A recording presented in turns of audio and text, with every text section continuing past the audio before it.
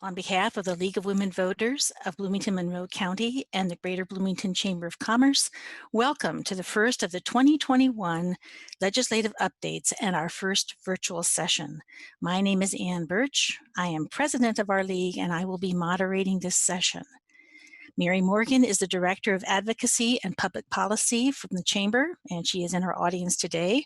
Ralph Shaw is co-chair of our Voter Service Committee, and she is our question moderator. And Doris Wittenberg of the League is also helping with this session. This morning, our local legislators will report on their work and priorities for the current session of the Indiana General Assembly. They will each have up to 10 minutes. After that, we will welcome questions from the audience. First, though, we'll go through a few housekeeping items. At any time during the session, you can alert the question moderator on chat if you have a question, and she will put you in the queue. You will be recognized in the order that you submit a request and will be asked to unmute and to turn on your video when it's time to pose your question. Please do not use chat for conversations, since that makes it very difficult for the question moderator to keep track. And please also be sure you're on mute and for now that your video is stopped. Please limit your question to 1 minute. Our timer will give a little chime when you have 10 seconds left. If you have additional questions, please hold them in reserve. After everyone with a question has had the opportunity to ask it, additional questions will be allowed if time permits. Posing a question constitutes your permission to be recorded by CATS. This morning is intended to be an informative session, an opportunity to get an update from our legislators. It is not a time to make public statements or engage in debate. Please frame your questions to elicit information for the benefit of all of us and to enable any of the legislators to weigh in. You may agree or disagree with the legislators' comments, but we ask you to be respectful.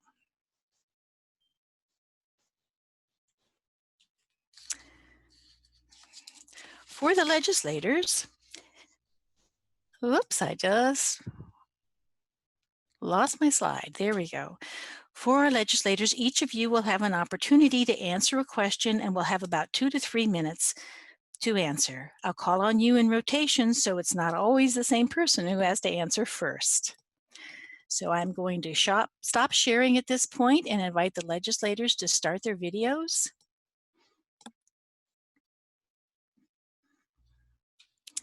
And we'll check and make sure who we have here. Looks like not everyone has come in yet. I see we have Shelley and we have Matt. Ralph has Representative Ellington or Mayfield come in yet? No, I haven't heard or seen from either of them. Okay. All right, we'll go into some introductions, which will give them a few more minutes to get in. Peggy Mayfield just came in. Oh, great. Okay. All right. I'll make a note of that. Let's go ahead and I'll do some introductions then. We have Representative Peggy Mayfield, who represents the 60th District. Representative Matt Pierce, who represents the 61st District. Representative Ellington is not in yet, so we'll see if he comes in a little later. And we have Senator Shelley Yoder, who represents the 40th Senate District. Since Representative Mayfield just came in, let's start with Representative Pierce. Would you like to get us started with your summary? Sure. Good morning, everyone. And thanks for the League again for this opportunity to be able to inform people on what's happening at the State House and for us to get a little bit of feedback from people in our districts. So, you know, it almost is kind of hackneyed to say that, of course, the big things that are happening this session will be the budget. Every budget year, that's always the number one thing that gets focused because the budget does reflect the priorities of the state. And so that certainly will get a lot of attention.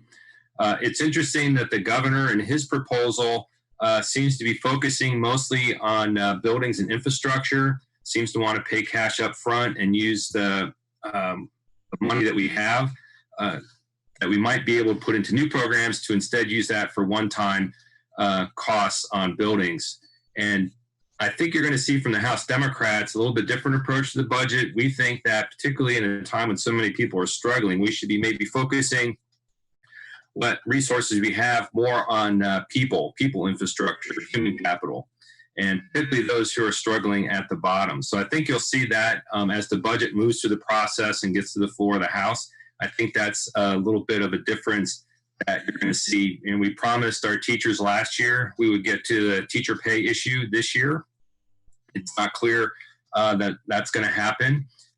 We've seen that during this pandemic, people have had a lot of problems struggling with childcare and how to maintain their role in the workforce while at the same time they have to take care of their kids.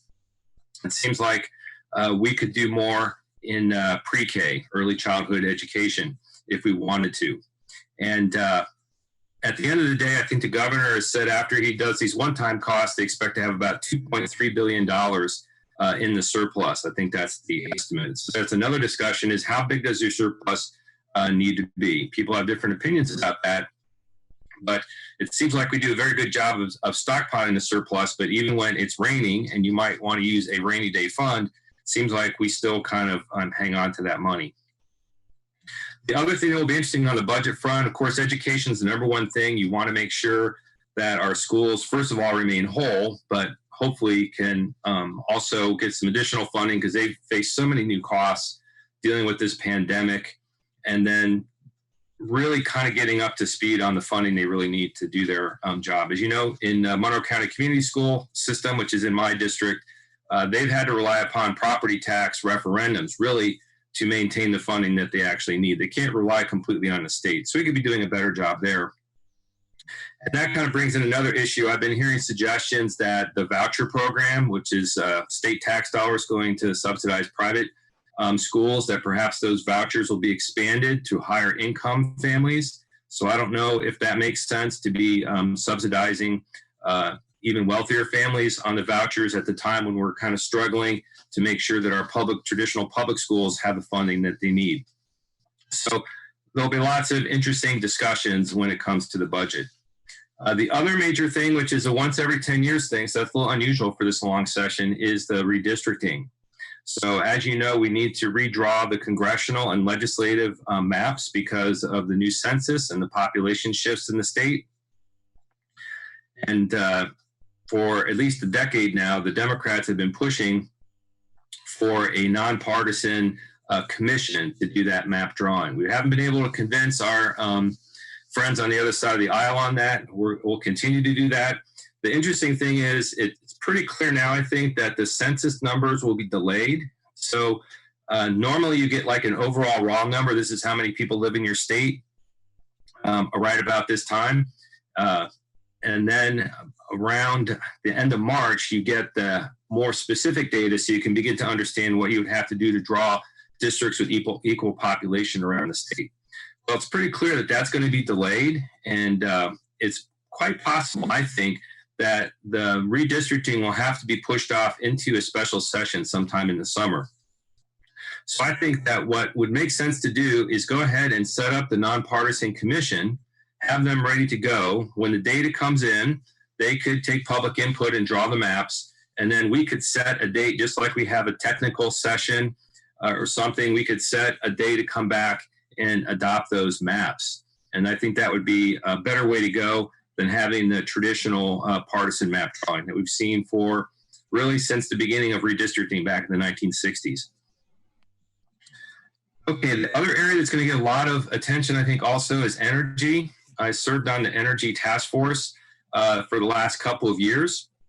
And the task force recommendations were really quite broad, and they really give the authors of the bills and the Utilities Committee, mainly Chairman Soliday, a lot of running room on where he wants to take those recommendations. And so what remains to be seen is whether the legislation that gets proposed and moved out of the Utilities Committee is legislation that actually addresses the issue of resiliency and reliability of the electric grid, which is what Chairman Soliday says is his number one goal. But it could end up just being an attempt to protect fossil fuels in the coal industry.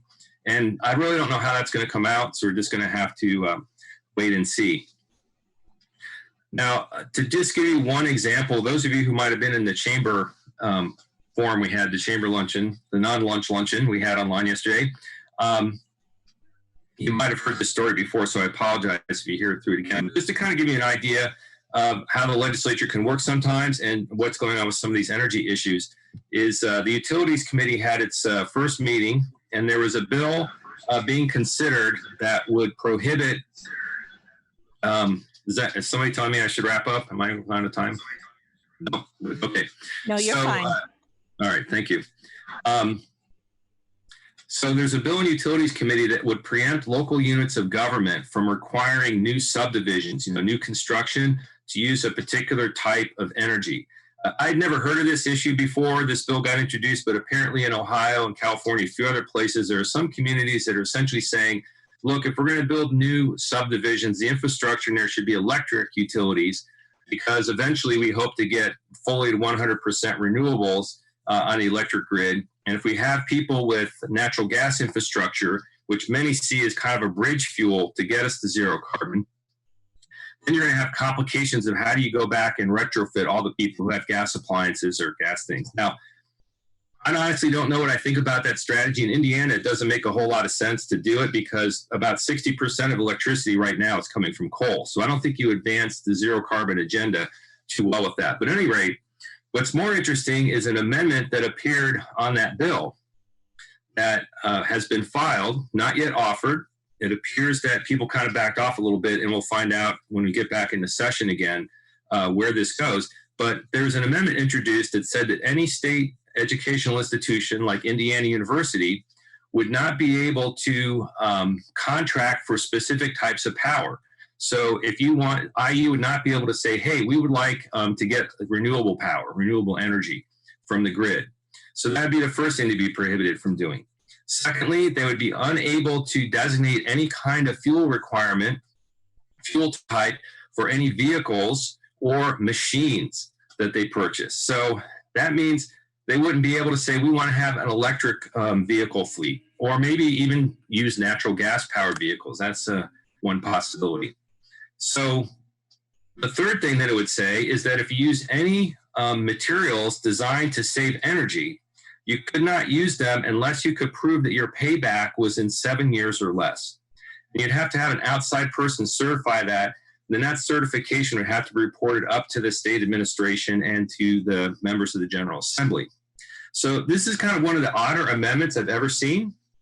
And it's kind of strange because the bill says we want to make sure people can choose the energy they want to use, the kind of appliances they want to use. But at the same time, we're kind of telling the university, don't do anything that moves you more toward renewables. So I just can't understand that. Now, the thing that's so frustrating about this situation is, when I read this bill, I thought, this is a little bit strange, another preemption of local units of government. Don't like that too much.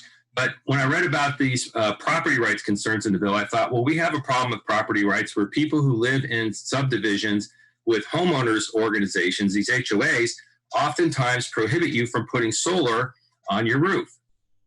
And I basically said to the author of the bill, look, I don't really like your bill all that much, but if we could get something in here that would solve this problem to allow people with these restrictive covenants in their HOAs to actually be able to get solar installed in their homes, I'd be willing to work with you on that, and maybe we can come up with a compromise. And to the author's credit, he was open to that. We began discussing that. But what kind of became clear is from the powers on high, they started kind of saying, no, we don't want that deal. So we missed an opportunity there, I think.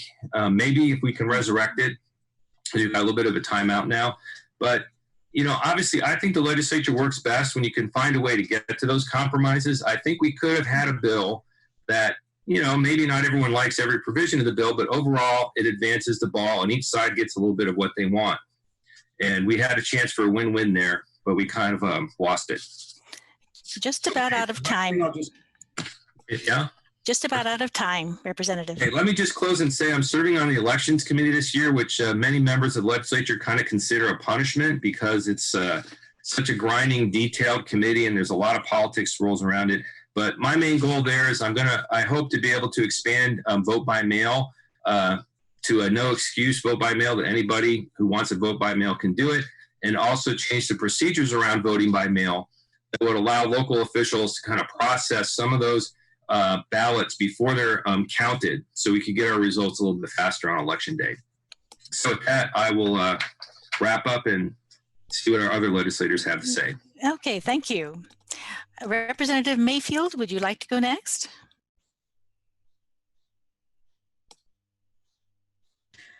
Okay, did I successfully unmute? Yes, you did. 10 months of this and I still struggle with that little button. I'm glad Matt went first today because I went first yesterday and I felt like I was hogging all the topics. So I'm glad to hear someone else's chime in first. Of course, the House Republicans released their agenda and it's on our website with the 9 bills that we consider that will be our driving direction. And the first one, of course, is the budget. Now, the thing about the budget is there are lots of different great ideas that can be out there, but the fact is, I don't think any state will ever have enough money to implement every good idea that's presented. So it is our job to whittle that down to prioritizing where we can invest money. The good thing is, because Indiana has been so disciplined over the last decade of where they're going to put their money and where they have these reserves, we have money now to continue to invest in Indiana instead of figuring out how we're going to pay our bills coming out of this pandemic. Now, that surplus was cut to about half. And even in the last budget, when we were trying to adopt the budget, there were more than 40 amendments from the Democrat caucus that, and not even all of them were offered, but the ones that were totaled up to like $1.6 billion beyond what was being proposed in the bill itself. So if that had passed, all of our surplus would be gone right now and the state would be broke again. So as much as I hate to say no to people, we have to be disciplined in that respect. The second one is, our second priority is small business immunity, business immunity for any business that is complying substantially with all the COVID recommendations and to protect them from lawsuits against anyone who says that they might have caught COVID in that establishment. This kind of also tails on to work comp issues in other states, because some states have actually made it the default presumption that if an employee does get COVID, it was caught at work, which totally upends the entire work comp world. So we want to make sure that in order to open when the proper time comes, that businesses are reassured that there will not be frivolous lawsuits. Now, there's a lot of work that needs to go into some of the final language, but that is the concept we are trying to pass, and that is a priority for us. Full funding of schools. We already had one of the hearings. It'll be on seconds whenever we go back to make sure that our schools are getting their 100% funding versus the 85% that's defined in statute for virtual. This really is not doing anything but changing what the definition of virtual versus in-person education is. It is not changing the policy behind it. It is not changing the appropriation behind it. We're just trying to make sure that the definition aligns so that that money can be paid out. We're going to have small business support grants. And then again, we'll be working, we spent a lot of time, Representative Stierwald, and I'm assuming with your past work on 1006, and this is an assumption, Representative Pierce, that you might have had some input on our 1006 about law enforcement and where we want to go with that. It has been referred to Ways and Means, so I'm assuming that we will be discussing an appropriation for that. I know our Law Enforcement Academy out in Plainfield is a fantastic building. It's solid as a rock, but it hasn't been touched since it was built. And it does need expansion, and it has so much potential out there. So I know that's going to be one of the priorities we're dealing with. Supporting students who have suffered COVID learning loss with grants. From what I understand, and I have not read the bill or discussed it at length, this is in-person summer school grants to help students catch up if they've suffered the learning loss from being online or the disruptions in their education. We have a more optimistic forecast than we anticipated. but things are still very, you never know what's going to happen. I mean, day to day, it seems like we have spikes, we have dips, we have different things happening in our communities. So I still think it's a really good idea to take all these different budgets, and there literally are 5 versions of budgets that are floating around right now. You have the governor with his, House Republican kind of has theirs in the back of their mind, and the Democrats and each of the other of the caucuses, have their priorities. So what we do, and it is normal practice, is we work through the session and we align whatever ideas we can out of all those different ideas to come up with a final budget. Not everyone's going to like it. Even the people who vote for it won't like everything in it. But that is the process, and it always seems to work out.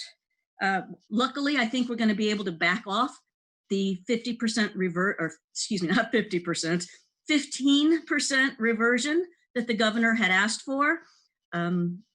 With a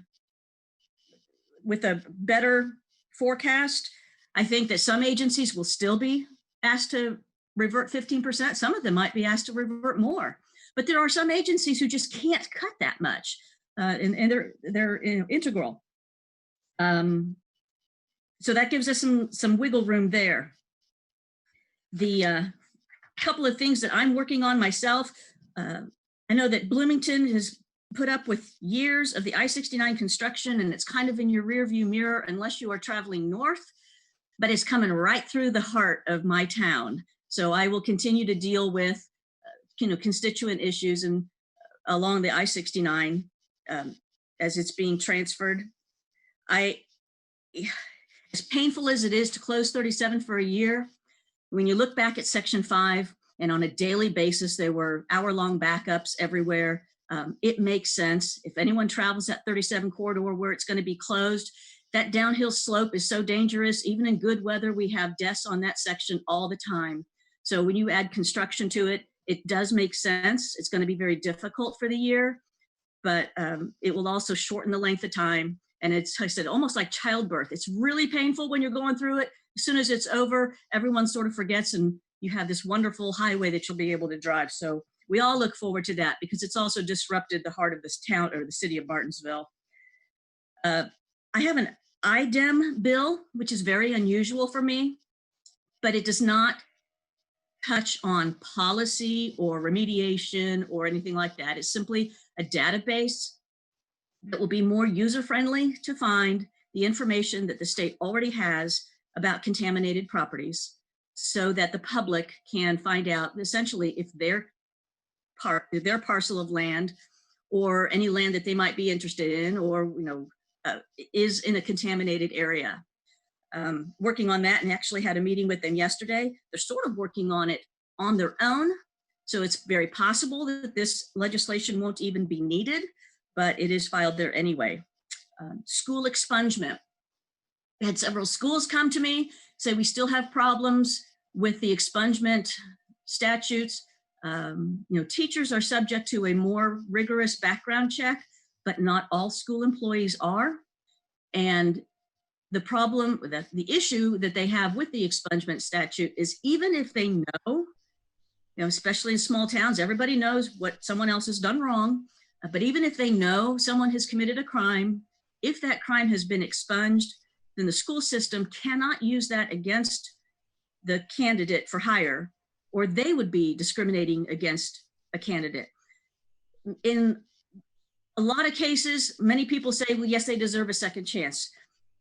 But you have to ask, is that what we want interacting with our children on a regular basis? So this statute would allow the school those expunged records to determine on a case-by-case basis whether or not either the offense or the person is it relevant to how they want to hire them. We have to protect our kids in every way we can.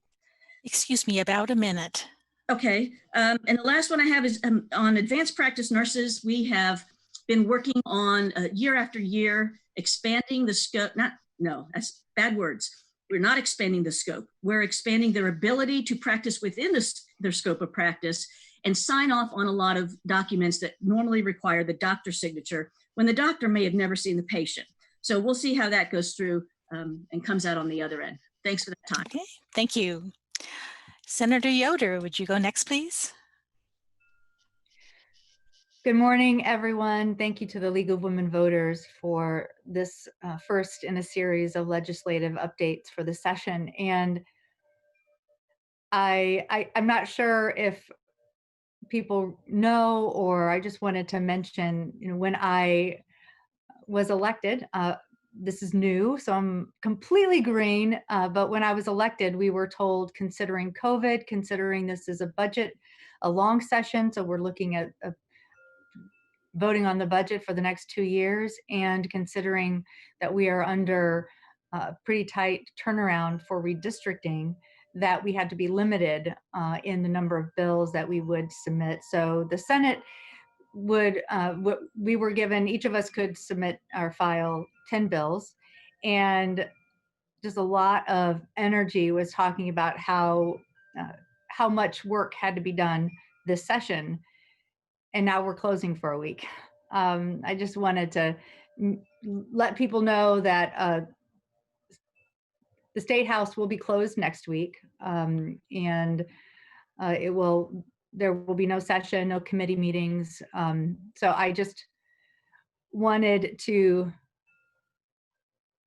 let people know that I appreciate the caution that the state police have put into this, as well as the majority party, the leadership and the Republicans. But it is unfortunate, certainly is. So we'll be coming back with less time, and the focus of the Indiana State Democrats, the caucus, is really on demanding equity, demanding progress, and demanding justice, and making sure that we do so, that those priorities are reflected in the budget for the next 2 years. And I recognize, what Representative Mayfield was saying, that it's good to have savings sort of in the coffers to be able to look to when you're in a pinch. And I really appreciate Representative Pierce mentioning that even when it's raining, not being able to utilize those funds. But the income inequality in Indiana is getting greater and greater. And when we have those that money in reserves, and yet we continue to sort of kick the can down the road in paying our teachers a salary that reflects that they are professionals, I think that is the wrong direction for the state of Indiana. And I just wanted to put that out there, that I am encouraged that I hear my Republican colleagues say that this too is a priority for them, making sure that our public schools are fully funded and giving our teachers the wage increase that they deserve. So I'm encouraged by that, because that is an issue to me, an issue of equity. I also wanted to say that the Indiana Black Legislative Caucus has a series of legislation that they are supporting. No chokeholds, no knock warrants, making sure that those are prohibited. And they will be having a series, they have filed a series of bills that we will be supporting. And I'm hopeful that we can make some progress in the equity that in the justice in our criminal justice system. I also want to say that in terms of progress, I appreciate the time that Representative Pierce gave to utilities and the Energy Task Force, and the report that came back from the work that he and many others did. And one of the issues was we need to take a closer look at net metering and distributive energies. So I have a bill that advances the ability to expands the ability for net metering for another 5 years. So as the state looks further into net metering, that Hoosiers have access to net metering, expanding net metering, and making it affordable. we have many different businesses in renewable energies, in particular solar, in our county and in Bloomington, but definitely in the whole state, that really, were surprised by Senate Bill 309 in 2019. And it looks to curb the advancement of solar energy in the state of Indiana. And I have filed a bill that will expand that and extend it for another 5 years so we can look at it. Because 309, which ended net metering, was only like a stopgap measure until the state could look at how we are going to move forward with renewable energy. And we just want to make sure that Hoosiers have access and we're moving in the right direction for progress when it comes to energy. And I know that businesses that are looking to invest in Indiana, energy and water is really important, which is why I've also filed a couple of bills that work to protect the drinking water in Indiana. Something that maybe everybody should be aware of. There is a bill in the environmental affairs. I'm not, the number is slipping my mind. I'll get it right now, but it will remove any regulations on wetlands in the state of Indiana. And we were going to hear it this Tuesday, but since we're not having session, it probably will be heard next week. So I'm going to get that number for you right here as I'm talking. But I think that is, when we look at the role that our wetlands play in our drinking water, it's incredibly problematic to remove the regulation that we have currently on protected wetlands. But the bill that I have would update our drainage code as well as draw attention to faulty septic systems that exist throughout the state of Indiana that are contributing to toxins and feces in our water stream. So I am excited about this first session. It certainly is one that is pretty, there's a lot going on, but I've been encouraged by the desire to work together in the Senate, and I have enjoyed doing so in the 2 weeks that I've been there since session began. So I want to hear your questions, and I look forward to our discussion. Thank Hey, you. Shelley, let me just jump in. I think that's Senate Bill 389 on the wetlands over in the Senate. I've Thank been you. getting yelled at already. Okay, thank you. Now we're ready for questions from the audience. So when you are called upon by the question moderator, please unmute and turn on your video.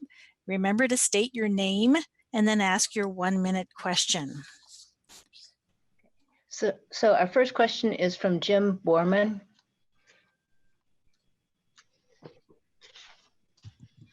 Good morning, everybody. Is everything working okay? You're just fine. All right, great. Thank you for hosting this, and thanks to the legislators for coming and attending and participating. My question is about Senate Bill 1 that gives civil immunity to Hoosier businesses to people exposed to COVID-19. First, when the Senate Judiciary Committee met this week, Senator Mesmer was asked if there were any lawsuits regarding this topic. He said, "As far as I know, none, but businesses need preventative protection." That was his answer. Second, it seems nearly impossible to prove where someone was exposed to this deadly virus. From personal experience, several of my own family members have contracted COVID-19. They have no idea where they were exposed to the virus. They used sanitizer, kept socially distant, and wore protective masks. Now there's an addition to the proposal, including defective product immunity. When questioned in committee, Senator Mesmer said, thousands of Hoosier businesses produce personal protective equipment, and he was looking to protect them. Legislators keep referring to the need to protect business. I'm as equally concerned about protecting people from injury or death, especially the frontline workers and our most vulnerable in nursing homes. What's your position on this bill? Thank you, Jim. Representative Mayfield, would you like to answer first? Sure, thank you. you hit on a lot of different things, and really that's one of the House's priorities as well. At this point of the process, you really have to consider what the overarching goal of the bill is. If you said it yourself, it's almost impossible to prove, but that doesn't mean that people aren't going to file. And just defending a suit is extremely expensive and can put a lot of companies out of business. That's what we want to address. As far as the products, can you imagine if someone said, this blue mask that I bought from CVS, I think it's defective. It didn't keep out all the germs. And again, proving that is one thing. The mere filing of that allegation in court is expensive to defend. So we are not trying to make sure that there is immunity across the board. We are trying to come to a place in the language where if you are not guilty of some gross negligence, that you can reopen confident that if I do everything I'm supposed to and something still happens, then they are protected. Okay, thank you. Representative Pierce? Yeah, I'm pretty skeptical about the bill. I'm waiting to see what the language actually is that kind of settles out before I make a final judgment on it. But I do think that it's a little bit of a bill in search of a problem. People immediately, once the pandemic appeared, started talking about this potentiality. I think, as you said, it's so difficult to prove causation on this kind of thing that it's not very likely that people are going to prevail anyway. And, people like to talk about frivolous lawsuits. And, there's a mechanism in the courts where if you truly file a frivolous lawsuit, the judge can go ahead and actually find lawyers who filed it and the parties. There's a mechanism within the courts to kind of discourage that kind of thing if you have something filed without any merit at all.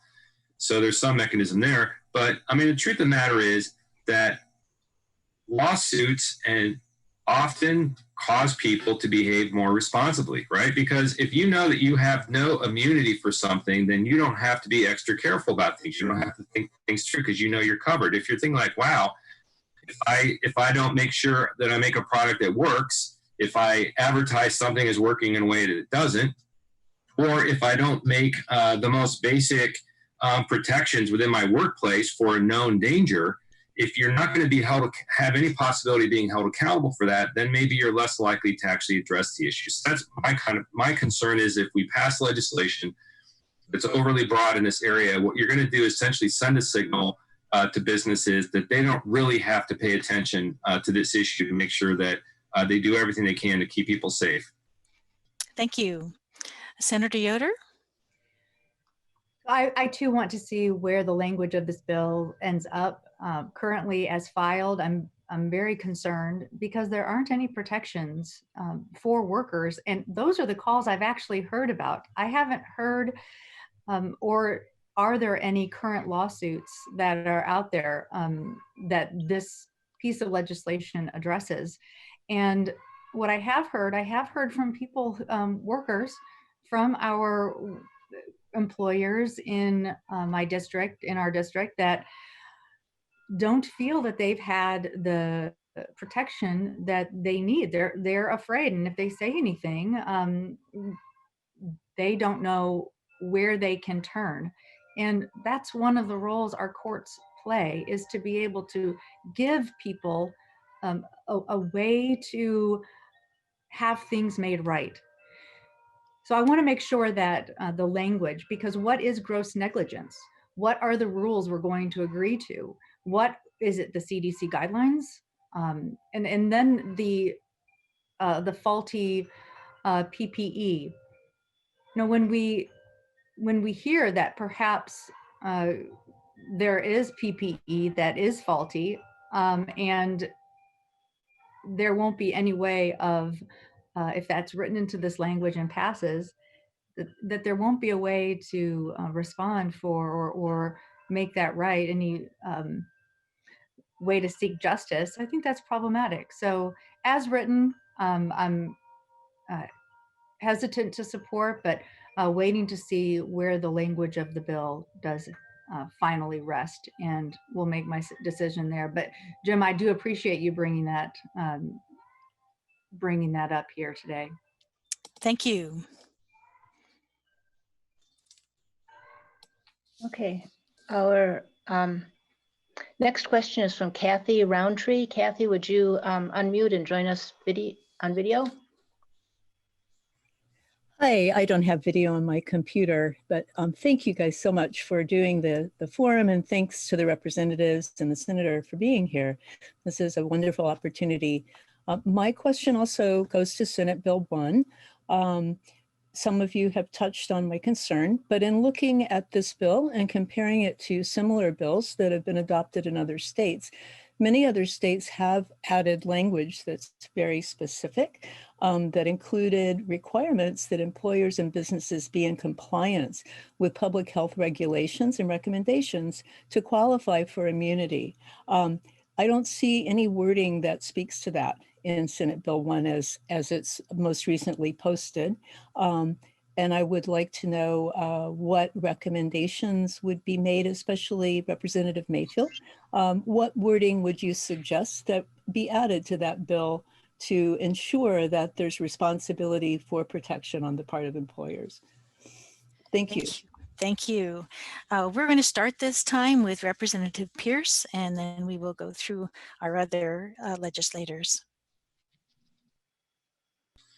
Well, I think my last comments might have covered that, but I think you have a good point, because if you have recommendations in the Department of Health or things that are technically within the governor's emergency order, like the mask wearing seems to be getting all the attention these days. But I could see a scenario where you might have a workplace with some employees and everyone really ought to be wearing masks, but maybe the employer doesn't really think that's important, or just as an issue of individual liberty, basically says, nope, we're not going to mess with the masks here.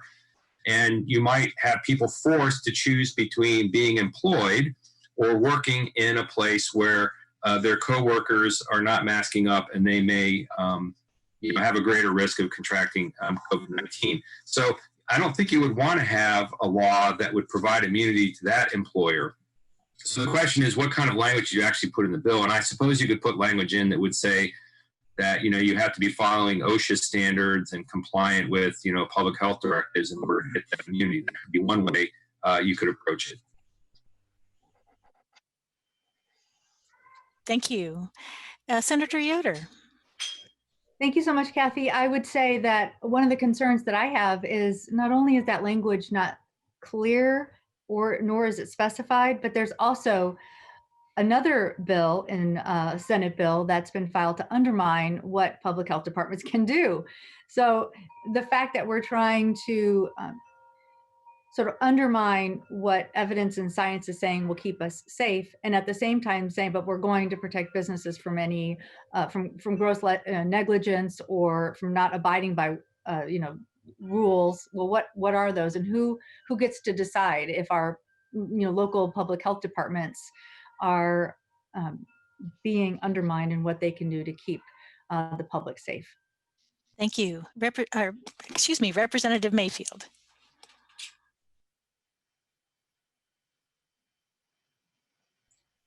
You're still muted, Representative. Thank you. Okay, sorry. I don't know what kind of specific language we would add, and that is partially what this process is about. When you come to standards, even those standards have changed multiple times over the last 10 months. So even if you went with CDC recommendations, some of those recommendations weren't in place. If I caught this back in March and I'm experiencing long-term effects, that was before the mask was suggested. Actually, the masks were not suggested. So you really have to follow this through the whole process. When it comes to employees, you have the work comp environment to deal with those versus just civil lawsuits. So there are a couple different avenues on that too.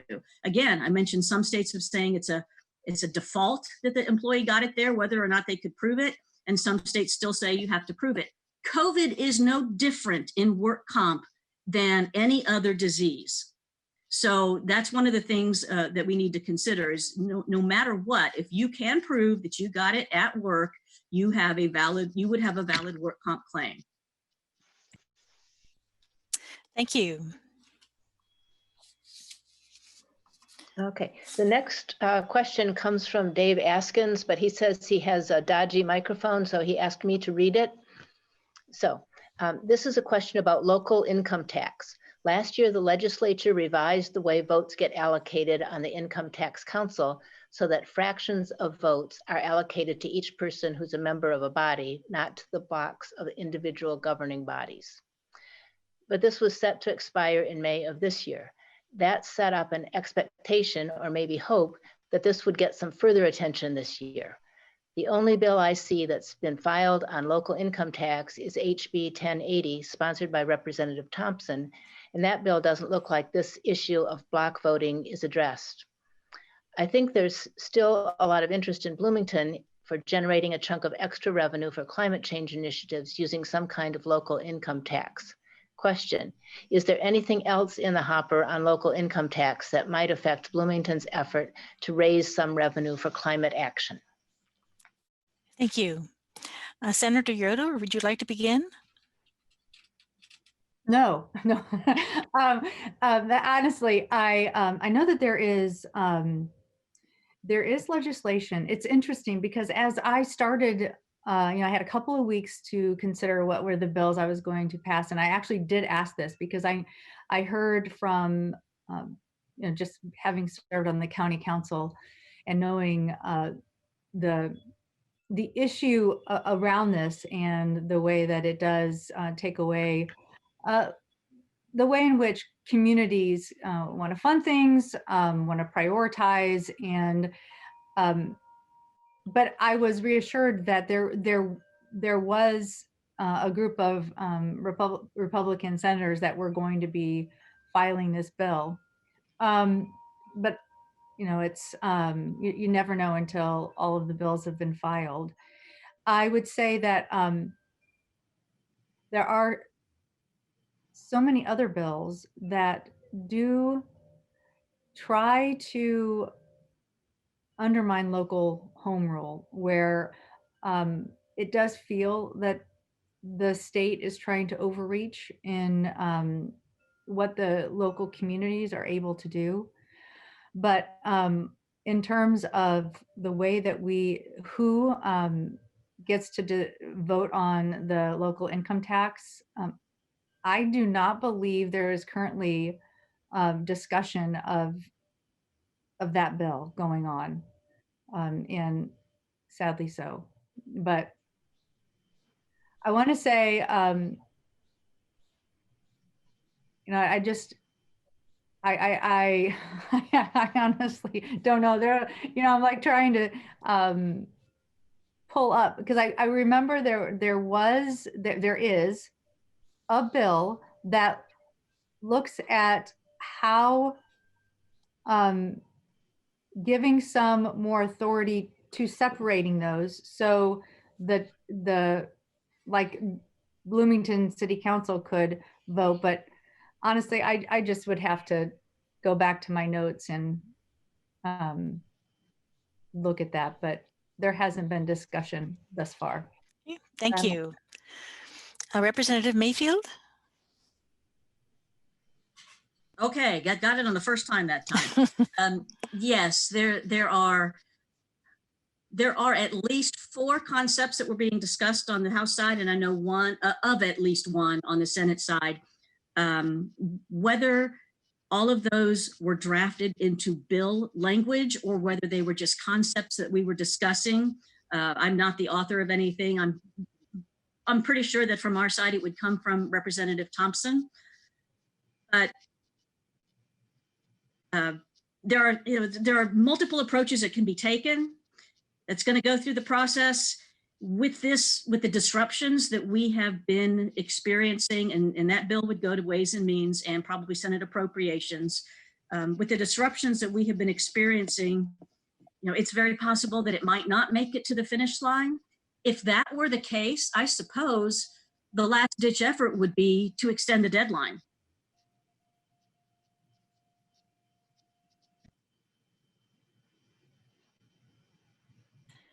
That was my turn then. Representative Pierce? Yeah, I think Representative Thompson in the House is going to decide what's going to happen there, be put forth. The whole point of that provision, which changed the voting mechanics for certain communities around the state, was to theoretically make it more difficult for communities to pass those local taxes until the legislature came back in a long session and did something on that. And so the one thing you have to understand for local government finance issues, I mean, rarely are there a bunch of standalone bills. Usually you have one bill which starts out with maybe 10 provisions in it, and then by the time it comes out of committee, it's got 20 provisions in it. By the time it gets through the Senate, it's got 30 provisions in it, and then by the time it finishes in conference committee, it's got like 40 provisions in it.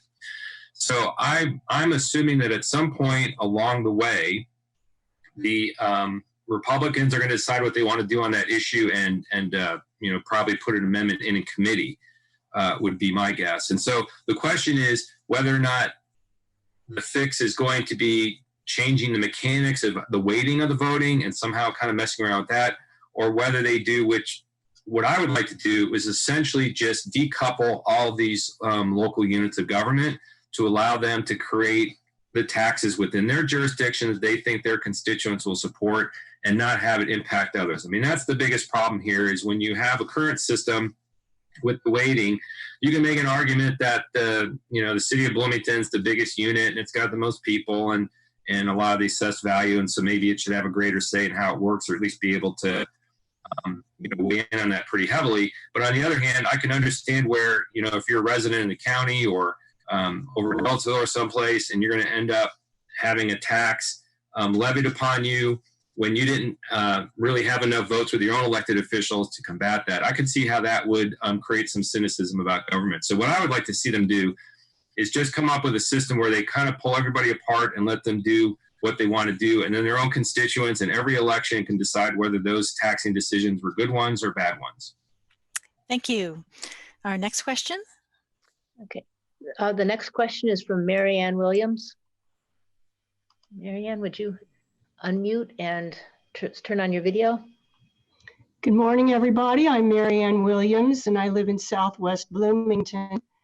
My question may relate to what Ms. Yoder just told us about the closure in the Capitol next week. Interested in the safety around our Capitol building, and wondering if you could please comment on Indiana's preparedness for a couple of scenarios. One, a possible event such as the one in Michigan, where people with arms entered that state capitol. And secondly, people entering our own Indiana state capitol wearing masks or without wearing masks. These scenarios seem disruptive to the flow of democracy, in my opinion, and I'm just wondering on our state of preparedness to address these from your point of view. Thank you. Representative Mayfield. Yeah, thanks, Marianne.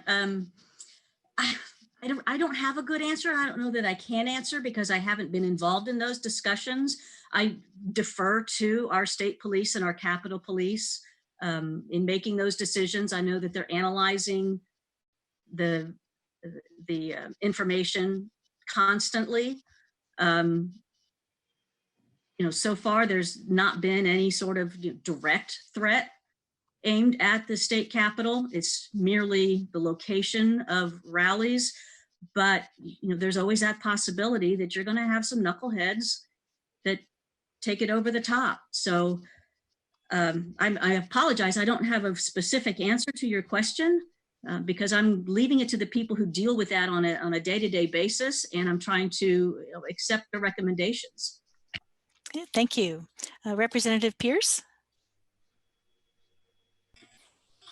Yes, I know going into the end of the week, there are some members of our caucus who requested a meeting with the head of the state police to find out exactly what they were going to do and what people were thinking of, just to make sure that people really had their eye on the ball. I think that grew into a meeting with all the leaders of the caucus. I didn't have any report on what transpired in that meeting, but I can just tell you that going into the meeting, we were going to be meeting pretty much as usual next week and have committees working on Inauguration Day. And coming out of that meeting, everything was canceled for a week. So you have to assume that the information they got in that meeting caused them to decide better safe than sorry. Now, I know that I think the the word is it's out of an abundance of caution. But, I think part of it is the law enforcement does not really want to share the details of what they're doing with us because legislators are very bad at keeping secrets, and they don't want, potential insurgents to kind of know what their lines of defenses are that they're creating. So I have no idea what they're going to do. I think it was a good move to just not have session next week because maybe that removes the desire of those people out there who might want to come and make trouble to actually come to the State House if they know no one's there. So maybe that'll allow us to avoid some problems. Thank you. Senator Yoder?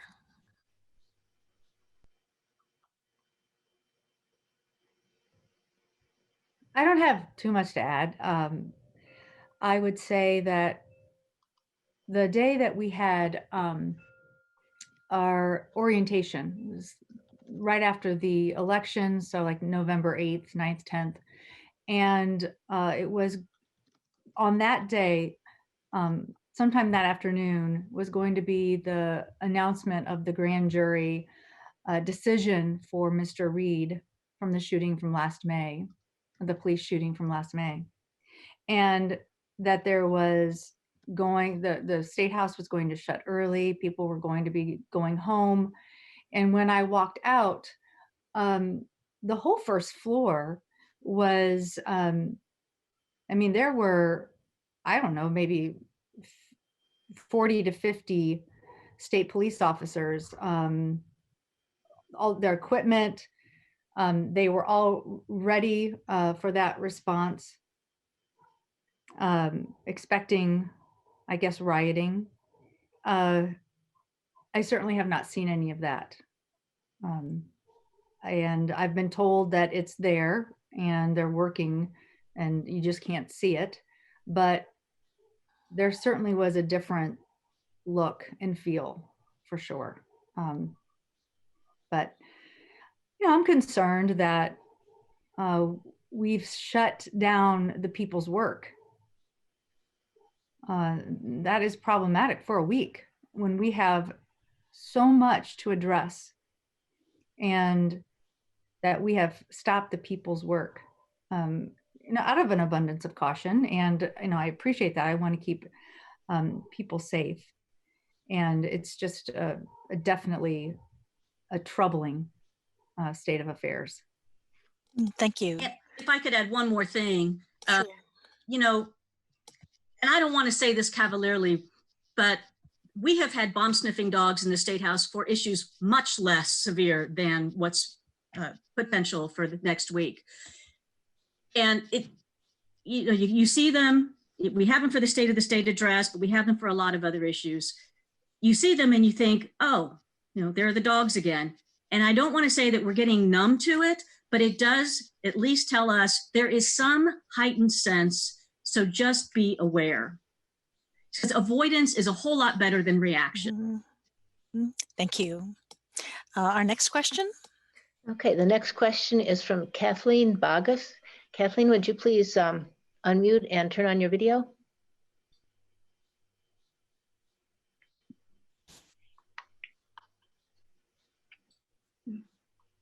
Speak. Okay, I think I'm connected. This is Daryl. She's working in the kitchen. I see my image up in the corner. Okay. This is for Representative Mayfield, and others can chime in. In 2017, related to energy, the bill, Senate Bill 309, was passed, and the committee chairs made public statements during the hearings that was intended to be the beginning of an ongoing conversation about renewable energy. The immediate effect was probably to restrict the growth of solar energy in the state. Now, 3 years later, there hasn't been much conversation on that topic other than what was briefly mentioned here about the task force and the pending bills coming up.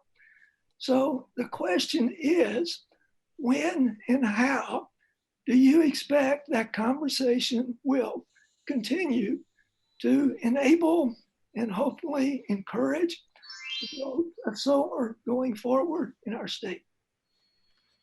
Thank you. Representative Mayfield, would you like to start? Well, I'll start, but I'm pretty certain that Representative Pierce will have a whole lot more information being on that committee, having discussed even related subjects. The only time that the House in general had a chance to really chime in on this was in the debate on the floor. But I said in previous years, and I will say again now, that, again, and I think you even said it in your question, when the time comes to rethink the impact of this bill, then we will be open to doing that. I recall that this was a stepped approach over a period of years, a reduction, in whatever the provisions of the bill were. And I think we're just now reaching that point. So we will, take that information and analyze it. And then I would assume that any adjusting in legislation would be introduced. But Matt, can you help me out there? Representative Pierce, do you want to go ahead? Thank you. Sure. Yeah, 309 did kind of take a phased approach where people already had their stuff in place, could maintain their rates, and then the rates get lower and lower as later in the process as people add solar to their homes. So for people who don't follow this issue directly, it's about something called net metering. Initially, in the old days, if you put in solar and you had extra power you weren't using in your home, you would feed it back into the grid and your neighbors could use that power and you would get a credit, at the retail rate for the power you put in. And basically, you wouldn't get cash, but you would kind of get a credit. And so the next time you need to use a kilowatt hour, if you had a credit of a kilowatt hour, you wouldn't have to pay for that. You would just kind of swap it out. Well, the 309 basically changed that process and started stepping it down to much lower rates, which obviously reduces the incentive and lengthens the payback period for the investment in solar.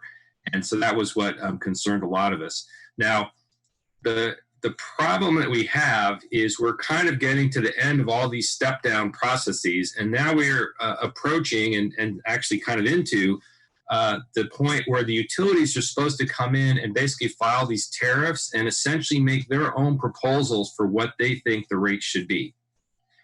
And so what the advocates for solar are essentially saying is like, rather than letting that process kind of spin out and continue on when we were kind of promised that we would come back and revisit this issue, what we ought to do is at least pause that process to have the debate, or maybe go ahead and improve the situation for solar, which is what some of us want to do.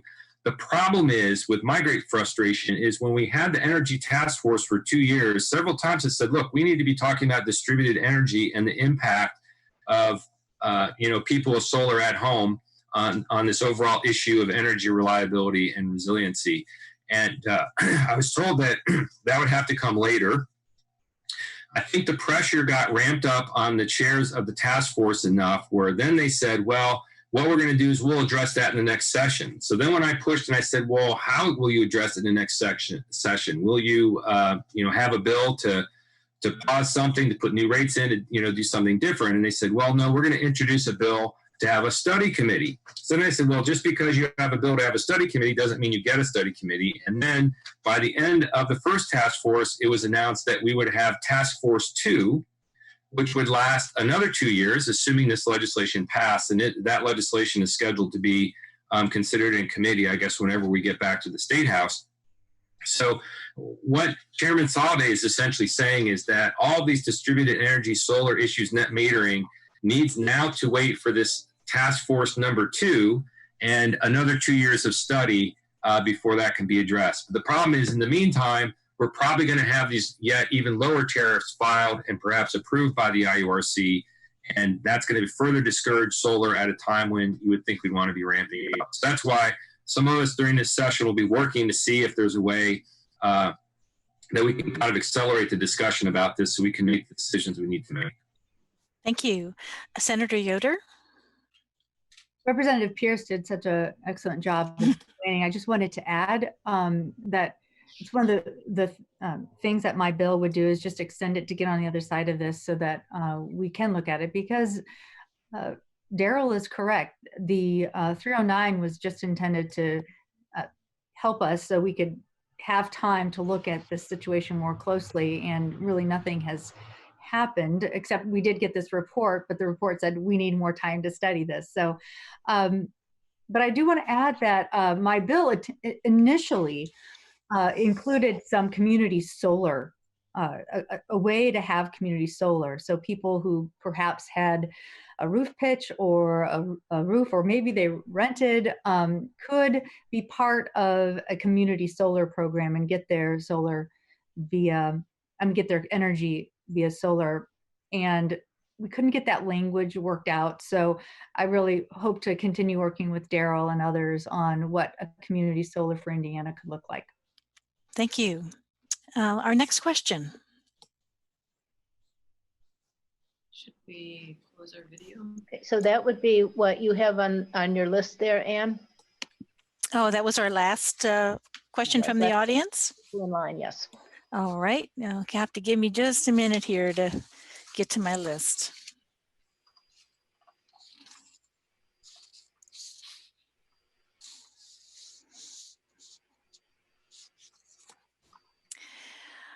Our first question here that was submitted is, what will this General Assembly do to fight climate change and to provide clean water and air for Indiana residents?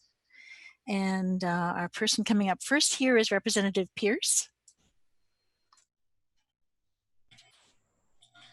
I think Shelley might have some things to say on the clean water front, but the answer is not much. I mean, my frustration is, I can understand, well, maybe I don't understand, but anyway, I recognize that the other side of the aisle, many members over there do not think that climate change is necessarily man-made, or it's that huge of an issue, or that whatever we might do just puts us at a disadvantage compared to the rest of the world. And so really there's not that much interest in addressing it. And you have other people who think this is like the existential issue of our time, and we really ought to be doing something about it. And so this is kind of my frustration. And this whole issue about, the mix of generation and these bills that are going to come up are really going to tell us which way we're going, because there's a very good likelihood that legislation could be put in place that really extends out the use of these coal plants, which are big emitters of carbon. And so what we really have to decide in the General Assembly is whether we're going to embrace the future and really promote renewables and research into storage and all the things that would give us breakthroughs to really solve this problem in a way that doesn't impact anybody's quality of life or the cost of their energy. We just have to put our minds to the task, and I think we can come up with something that will work. But instead, it seems to me that we're kind of, clinging to the past a little bit, trying to help out industries that can't compete in the marketplace anymore, and that's a problem. So there certainly will be no proactive legislation intended specifically to address climate change. That's just not going to happen in this General Assembly. So the question then becomes, the bills that are going to be passed that address this issue of making sure that the grid is reliable and resilient, and the other issues studied by the task force, the question is whether those will inadvertently or by design give people like the coal industry, the coal power plants, longer life than they would otherwise have. Because you have to keep in mind, an interesting thing has happened. It's flipped. So 20 years ago, when I came to the legislature, it was kind of me arguing with the utilities about what they were going to do on renewables and their energy mix. And now it's flipped to where the utilities are saying that in the marketplace, making decisions about affordability and things, it's better for us to retire these coal plants and move on to newer forms of energy.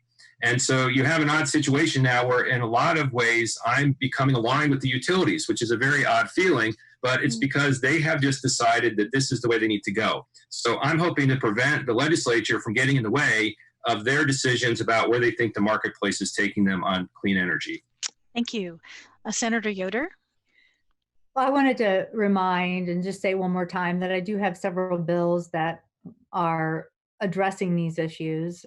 One is the 5x5 net metering bill that would extend net metering for another 5 years and expand access to customers, as well as a bill that is addressing failing septic system with bipartisanly with Senator Bahacek from Northern Indiana on the updating of the drainage code.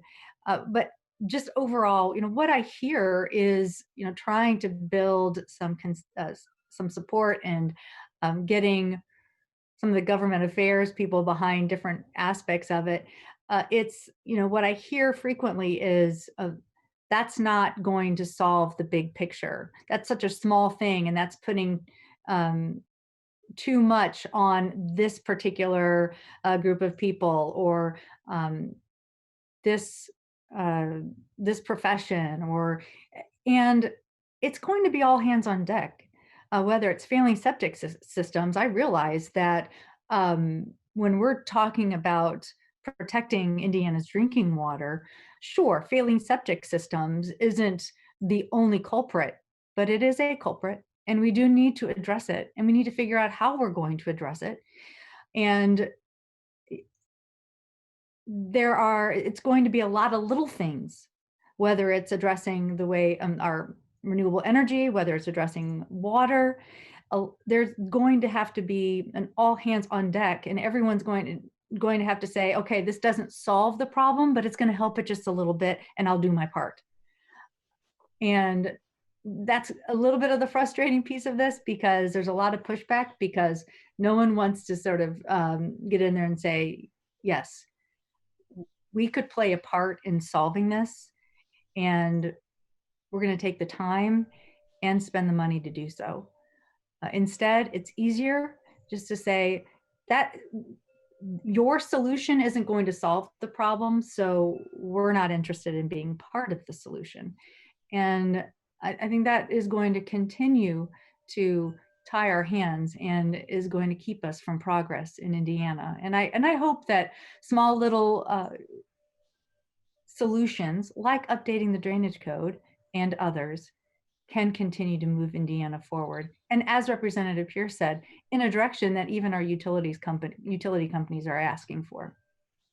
Thank you. Representative Mayfield? I'm just going to touch a little bit and follow up on what Representative Pierce said, because I think he really hit a great concept. A lot of times you don't want legislation to dictate this. And I think that sometimes that's even a better thing. The utilities are using market forces to adapt to renewables, not because we told them they had to, it's because they found out or they realized that it's going to be beneficial to them. So I think, and that they can adapt quicker. They can adapt in ways that they can live with and still hit the goals of renewables. So that's one reason I think that you don't see a lot of prescriptive legislation, because we want to give them the freedom to do it on their own. And let me just jump in, because there is a positive note on the clean water front, something I should have mentioned. We've passed some legislation in the last couple of years, and there's another kind of similar version of this legislation coming through this year, where the private utility companies have come in and have tried to address this issue. If people have like lead lines, they have the service lines going from their house to the street, and they have lead in it. It's very expensive to take those pipes out and replace them. Then you have other issues where you have neighborhoods or people with failing septic systems, and it's very expensive to force them to hook up to the existing sewer system. And so there have been a series of bills passed that kind of change the rate structure that allow for the utilities to kind of absorb some of that cost of people's individual infrastructure, these lines that normally be the responsibility of customers. And they have a way to make it more affordable to the customer, and then they kind of spread out the cost more among the other ratepayers, so you can get to that point where everybody's out of their failing septic system, or they've gotten those lead lines replaced. Now that's a little bit tricky, a little bit controversial, because you are kind of spreading the cost out. They call that socializing the costs in the legislature, or the economists, I guess, and people hear that term, they get really nervous. But that has been a recent trend in the legislature, which I think is kind of positive. Just trying to find practical ways to help people pay for the changes they need to make in their own systems to avoid pollution and poison. Okay, thank you. Our next question has to do with the voting system. It says, Indiana does not require all counties to have voter verifiable paper trail voting systems until 2029. There's a question mark there, so I'm not sure if they're just not sure of that date or exactly what is meant. The question is, do you think this should be expedited to improve election security and the ability to do a recount? And Representative Mayfield, would you like to address that first? Well, I don't think that we're required to have every machine on until that time, but I think that we started out with a mandatory at least 10%. So again, we're working incrementally. It's expensive. I think we allocated $10 million in the last budget to try and help with this issue. So we are working toward that. Yes, the technology exists. We just have to get it out to deploy it statewide over a period of years. Thank you. Senator Yoder? Democracy comes at a price, for sure, and elections are expensive. When it was one of those lines in the budget for county council that it would just take your breath away. To think about $10 million, I think our budget just for Monroe County would be close to $2 million. I mean, it is expensive.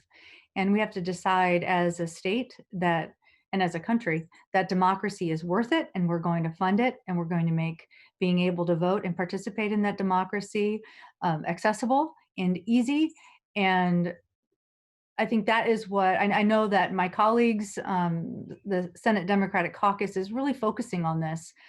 And I appreciate all the work that people like Representative Pierce has already done in moving us to a no excuse absentee ballot program, because being able to vote via the mail is a positive step forward for our state and would make voting more accessible. And Indiana rates among one of the lowest voter engagement for the entire country. And we absolutely can do better, and we must do better, because what we've seen, we can see that our democracy isn't a guarantee, and we have to be active and engaged in the process, and voting is central to that. Thank you. Representative Pierce? Yeah, like a lot of things, it all comes down to money. I think that timeline is just way too long for getting all of these counties with some kind of verifiable paper trail on their electronic machines. And that really means the paper ballots that you scan. Because if the problem is local units of government don't have the extra cash to go out and invest in all those machines, that means the state has to be able to help them. But the state has not been willing to at this point. And I forget the number, but the Secretary of State asked for the amount it would take, and she kind of got laughed out of the building by the money people. But it's all a matter of priorities. So I think I read that the governor wants to spend $100 million in cash to build a new swine barn at the county fair. Now, I hope I have that number right to go back and double check it, but it's a pretty big chunk of change. And, we could easily look at that and say, like, well, as much as we'd like our ag community to have a great swine barn for the county fair or the state fair, maybe that $100 million might help out a little bit more in the election area.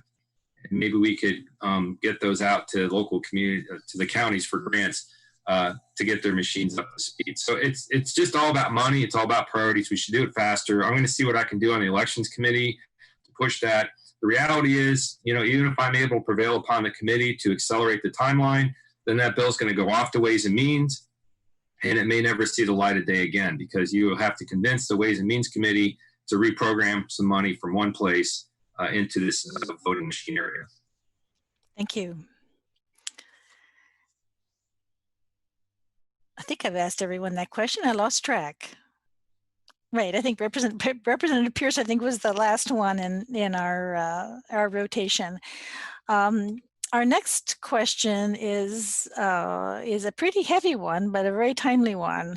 What types of police reform should be undertaken in Indiana, if any? I'd like to ask Senator Yoder, would you like to start? I think I mentioned that our Indiana Black Legislative Caucus has several different bills that they have filed and an agenda that they are supporting, and I stand with them on that. A couple of those are banning chokeholds as well as no-knock warrants, prohibiting those. And when we look at what's happening, you could say, I mean, not even just across the country, but across the country, but then in our state and then in our community, we do have a real need to look at the existing systemic racism that exists and doing all that we can to bring about justice in a system that we call the justice system. And we need to do a better job of protecting that. So yes, I think there are some police reforms that are needed. When we look at the tremendous pressure and stress of that vocation, it needs to be, it needs the kind of attention that I think that we are now recognizing for far too long has gone ignored. Thank you. Representative Pierce? Yeah, shortly after the George Floyd tragedy, I called Representative Sturwald, who I've worked with on a lot of criminal justice reform, mainly focused in on sentencing and definition of crimes and things like that, not so much the day-to-day on-the-ground law enforcement activities. And I essentially urged him, I said, we really need to get something done on this. This is really not something where we can just sit back and see if the public moves on to some other issue. And Representative Sturwald agreed with that. And so we had some calls to law enforcement, began to discuss things out. And then Representative Shackelford, who's a member of the Indiana Black Legislative Caucus, serves in the House with me. She kind of became the point person on those issues. And there is a bill moving. I think Representative Mayfield's mentioned this. It came out of the Courts Committee. It's now pending in Ways and Means. And it addresses some very important things, which I do think advance the ball. But I don't know if in the end it will totally get the job done. So the good news is that what this bill would do is essentially create a mechanism to ensure that every police officer who is removed from a police force because of misconduct, that will be reported to the Law Enforcement Academy, which officially certifies all of these police officers. You have to be certified to be able to be a police officer. So there's a mechanism now that essentially keeps someone from being dismissed from one police department and then showing up in the next town over police department. And then also getting at the issue sometimes where a police officer facing significant discipline will simply resign, which stops the disciplinary process and then allows them to go and get employed somewhere else. Then apparently there was another issue where oftentimes when police departments were hiring, they'd call the old department and they'd say, okay, how did this officer do? And all they would get in response is like, yes, we employed this person.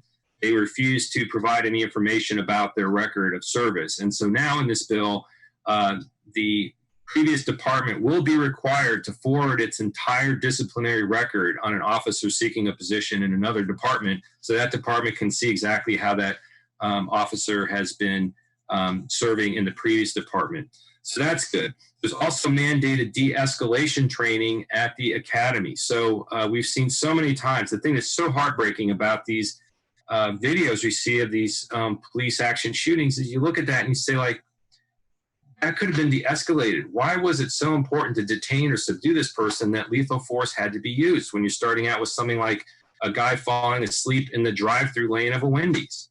So what we're hoping will happen with the training is that the de-escalation will be in the forefront of the officers and will avoid things ramping up to the point where you end up with these lethal force being used when it doesn't need to be used. And then the specific thing on the chokeholds, there's a little bit of controversy around that, in that the chokehold definition only talks about obstructing the airways. It doesn't reach to obstructing blood flow. It does essentially say that if you use a chokehold as the way it's defined in the bill, that's considered lethal force. What that means then is when a police officer uses a chokehold, they have all of the requirements and kind of issues surrounding that as if they pulled their gun and were going to use their weapon. So I think that's good. But there's some people thinking also you have to, they made it a misdemeanor for a police officer to use this lethal force of a chokehold But the problem is it says they have to have the intent to obstruct the airways. So now you get into the issue of like, well, what was in the mind of the officer? Now, Representative Sturwald's a firm believer that the courts deal a lot with sorting out what was the intent of a person. We have intent requirements and other crimes, and so he thinks it'll be fine. Some people like ACLU looked at that and said, well, we think this might be a loophole that allows them to jump out. So that's a long way of saying that I think we have a good first start in this bill. It does some very important things, but I suspect we're going to have to do more to really rebuild the trust of these minority communities that are getting policed, and figure out a way that we can rebuild that trust and really address some of these issues of implicit bias and racism that exist out there. Thank you. Representative Mayfield? I'm glad Matt went first because he's on that committee and got to debate that bill. It has tremendous support across the board. Again, it may or may not fix every flaw in our law enforcement community, but man, it really addresses a ton of stuff that's in the headlines today. It also addresses the body cams and when officers have to use them to make sure that they're on whenever they're on an official run. And I don't know if it does, but I'd like to see it also do some mental health for the law enforcement community. I mean, if you heard what these folks deal with day in and day out, it makes your skin crawl, and you really wonder, you know, they're out there protecting us and everybody looks normal on the surface. But some of the scenes they come across are so grisly and so horrible that it will affect them for the rest of their life. So hopefully that is addressed, whether it's in the bill or through other means. Again, the training that is referred to, it's good to see it in legislation. I think that gives the public a lot of confidence that it's happening, but it was also already being done within the training program of the Law Enforcement Academy. It just wasn't in statute. So just because it isn't in legislation doesn't mean it's not happening, but it's good to see for the public's eyes that this is something that is a priority for the legislature. Thank you. We have just a few minutes left. I have one question reserved that is not one, as far as I know, it's ever been posed before. So I think it would be interesting to address that, even if we go a few minutes over. The question is, what questions or comments do you have for the constituents participating in this update? I'm going to give you just a, that's kind of unusual. I'll give you just a second there to mull that over. So, what comments would you have for the people who are attending this session? Representative Pierce, would you like to go first?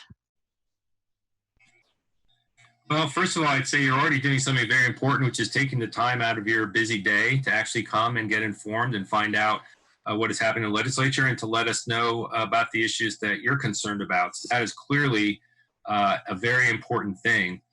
I do think that, I've been thinking a lot lately because I do think that our democratic process is, it's pretty resilient, and I think we'll make it through this. But man, we got some problems to fix. I mean, when we have a situation where millions of people think the presidential election was fixed and it's all wrong and that Trump really won, when there's absolutely no evidence.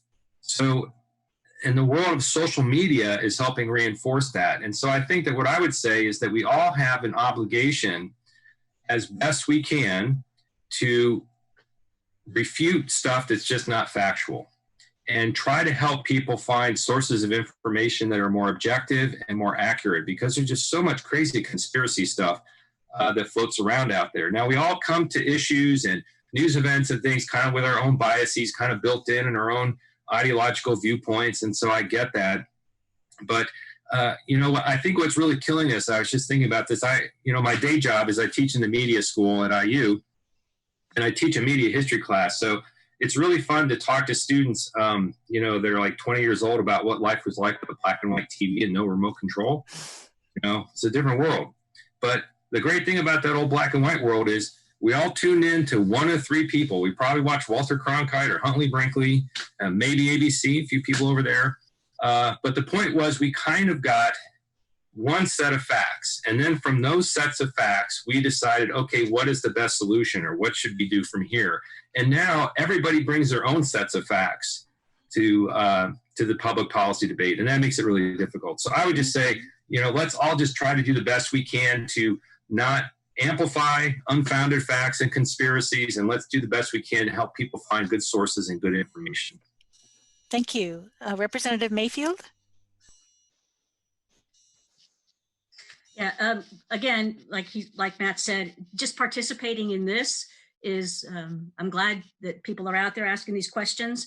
There are probably people in this audience who have no idea what we're talking about when we talk about net metering, but now it's on their radar, nor are they interested in the doldrums of local income tax. It makes your eyes glaze over, but it is a significant issue in several parts of the state.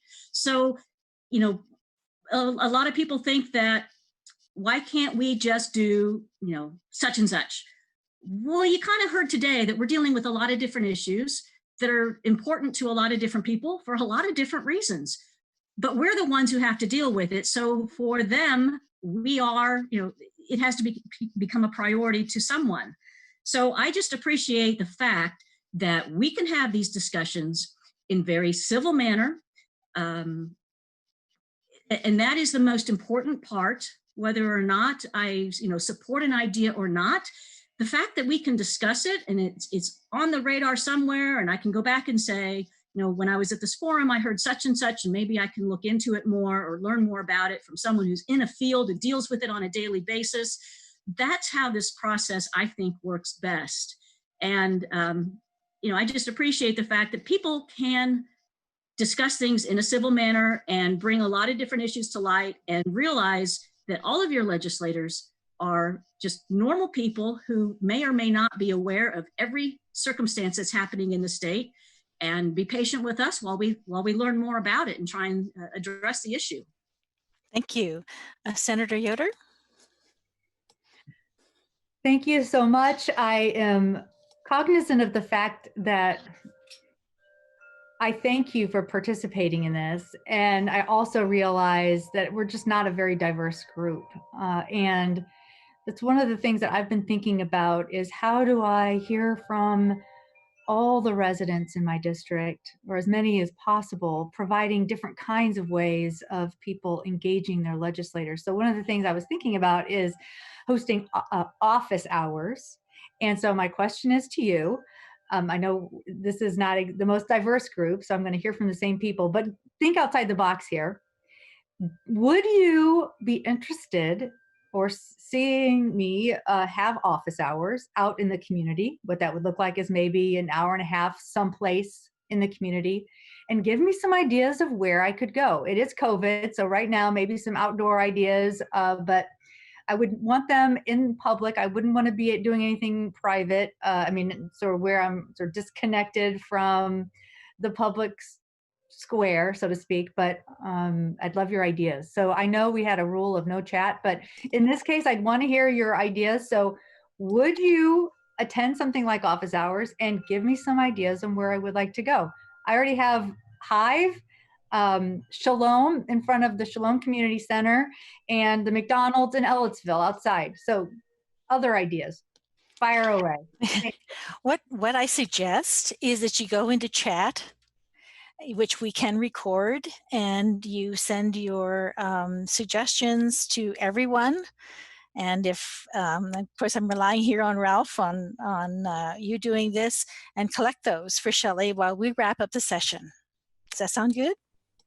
And yes, virtual, I'm already planning to have virtual, and we have virtual like this. So in addition, because not everyone has access to Wi-Fi, to the technology. And so in addition to virtual. Okay, all right. Thank you very much. We're going to wrap up at this point. If you do have something you want to put in chat, please go ahead and do that at this time.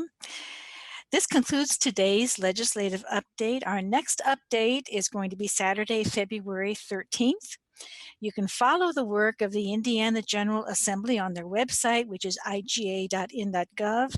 This provides a wealth of information and allows you to track progress of individual bills. You can also follow the legislators' work through the Bloomington Herald Times and other local media.